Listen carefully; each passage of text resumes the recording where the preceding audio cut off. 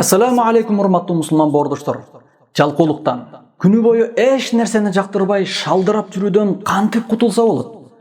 Абу Хурайра радиаллаху анху риваят кылган хадисте Аллахтын элчиси Мухаммад саллаллаху алейхи ва саллям мындай деп айтты: Яқиду шайтану аля қафият раъси ахадикум иза хуа нам саласа уқад. Уктаган кезде ар бир адамдын желкесине шайтан 3 түйүн түйөт. Ядрибу кулла уқдатин алейка лейлун тавил фарқуд. Ар бир түйүндү уруп, түнүң узун, бир аз уктай тур дейт. Фаин истайқада фадакараллаха ин халлат уқда. Эгерде адам ойгонуп Аллахты эстесе, биринчи түйүн чечилет. Фаин тавадда ин халлат уқда. Фаин салла ин халлат уқда. Эгерде дарат алса, экинчи түйүн чечилет. Анан намаз окуса, желкесине байланган үчүнчү түйүн да чечилет. Фа асбаха нашитан таййибан нафс. Мына ошентип ал өзүн сергек жана жайдары сезет.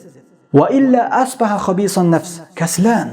А эгер ал мындай кылбаса, уктап жата берсе, анда ал күнү бою эч нерсени жактырбай шалдырап жүрөт, жалкоолук кылып жүрөт. Муттафакун алейх.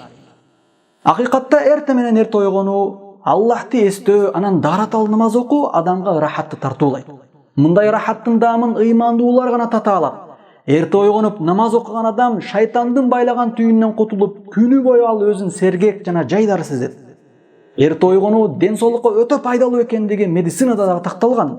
Уктаган кезде пайдаланып, шайтан адамды барымтага алууга аракет кылып, 3 жолу түйүп аны байлайт.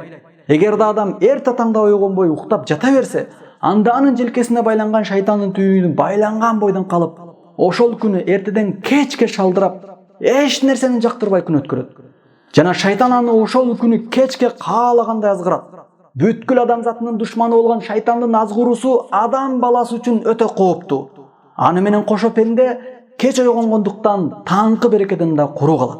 Аллах Таала баарыбызды мындан өзү сактасын.